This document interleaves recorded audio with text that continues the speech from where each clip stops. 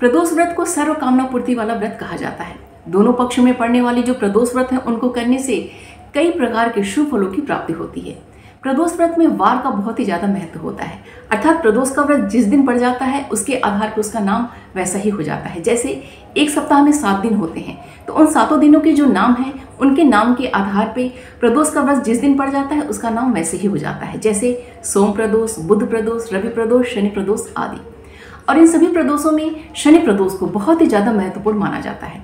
शनि प्रदोष को सभी प्रदोषों का राजा कहा जाता है। शनिदेव के गुरु भगवान शिव हैं, इसलिए शनि से संबंधित जितने भी प्रकार के दोष होते हैं उनको दूर करने के लिए और शनि की शांति के लिए शनि प्रदोष का व्रत किया जाता है। संतान प्राप्ति के लिए भी शनि प्रदोष का व्रत बहुत ही सौभाग्यशाली माना जाता है। शनि प्रदोष करने से शनि का प्रकोप शांत होता है, शनि की 7.5 या शनि का ढैया का जो प्रभाव होता है वो कम होता है। नमस्कार दोस्तों, मैं पूनम पांडे आप सभी लोगों का शक्ति कुंज चैनल पे बहुत बहुत स्वागत करती हूँ। आज इस वीडियो में हम लोग जानेंगे कि 2024 के चैत्र मास के कृष्ण पक्ष में जो प्रदोष व्रत है वह कब रखा जा रहा है और इससे संबंधित जो अन्य महत्वपूर्ण जानकारियां हैं आपको इस वीडियो में प्राप्त होंगी। तो यह वीडियो आप सभी के लिए बहुत ही महत्वपूर्ण है, इसलिए वीडियो को बिना स्किप किए पूरी देखिएगा। और चैनल पर अगर नए हैं तो प्लीज़ चैनल को सब्सक्राइब कर लीजिएगा और नोटिफिकेशन का बेल जरूर ऑन कीजिएगा। तो चलिए आगे का वीडियो प्रारंभ करते हैं। अगर कोई भी नया प्रदोष का व्रत प्रारंभ करना चाहता है तो चैत्र मास से वो नया व्रत प्रारंभ कर सकता है, क्योंकि पिछले साल सावन के महीने में अधिक मास अर्थात मलमास लगा हुआ था, जिसके पश्चात से सभी नए व्रत जो प्रारंभ करना वो बंद हो गया था। तो इस साल 2024 में होलिका दहन के पश्चात कोई भी नया व्रत प्रारंभ किया जा सकता है, क्योंकि चैत्र महीने को हिंदी कैलेंडर के अनुसार साल का पहला नया महीना माना जाता है। तो इस महीने से नया व्रत प्रारंभ किया जा सकता है।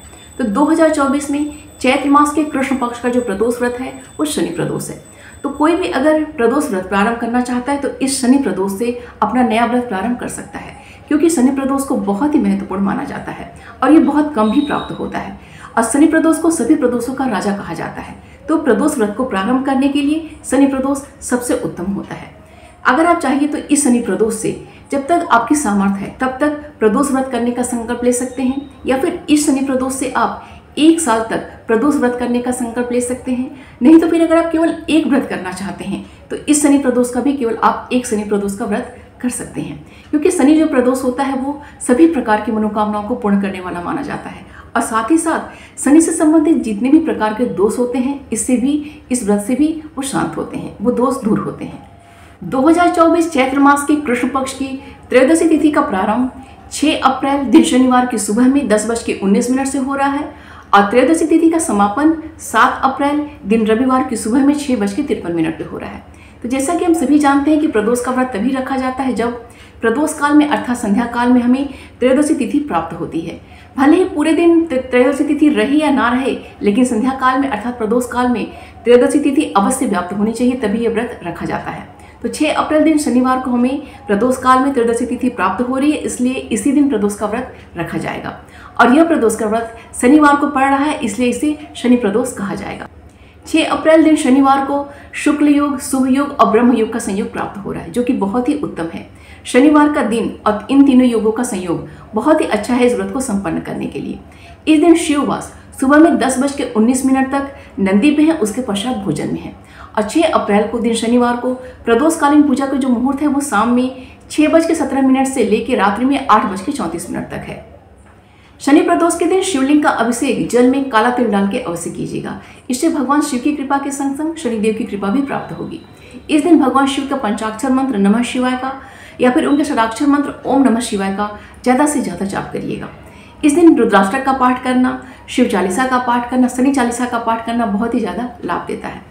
जो लोग व्रत करते हैं उन्हें तो पता है, लेकिन जो लोग नए हैं, जो नया व्रत प्रारंभ करना चाहते हैं, उन लोग को मैं बताना चाहती हूँ कि यह व्रत 2 तरीकों से किया जाता है।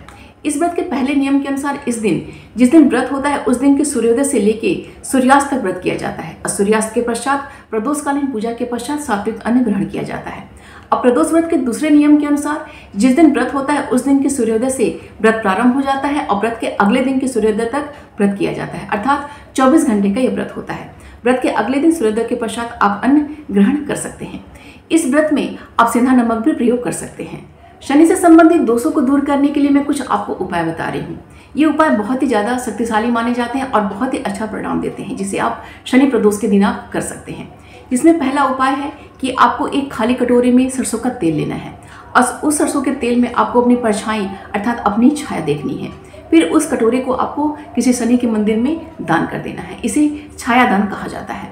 शनि प्रदोष के दिन छाया दान करना बहुत ही उत्तम माना जाता है और बहुत ही अच्छा परिणाम देता है। दूसरे उपाय में आप काले कुत्ते को रोटी में सरसों का तेल लगा हुआ मीठी रोटी आप उसे खिलाइए, बहुत ही अच्छा परिणाम देता है। शनिदेव भगवान शिव के प्रबल उपासक हैं, तो इस दिन शिवलिंग पे काला तिल मिश्रित जल या फिर केवल काला तिल 108 बार ओम नमः शिवाय बोलते हुए शिवलिंग पे अर्पित कीजिए, बहुत ही अच्छा माना जाता है।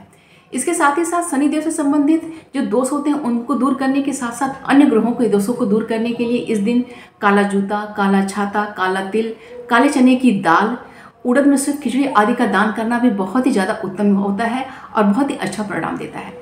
शनि प्रदोष के दिन शिवलिंग पे 108 बेलपत्र चढ़ाना या फिर 108 पीपल का पत्ता चढ़ाना बहुत ही अच्छा परिणाम देता है। शनि प्रदोष के दिन पीपल वृक्ष का पूजन करना बहुत ही अच्छा माना जाता है।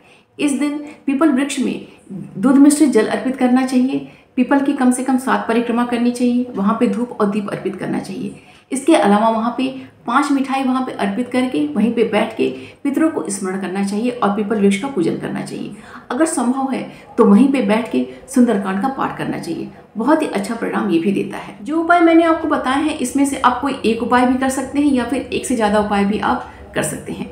उम्मीद करती हूँ कि यह वीडियो आप सभी के लिए बहुत ही उपयोगी होगा।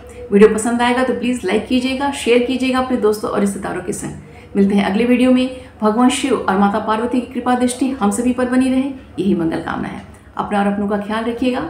नमस्कार।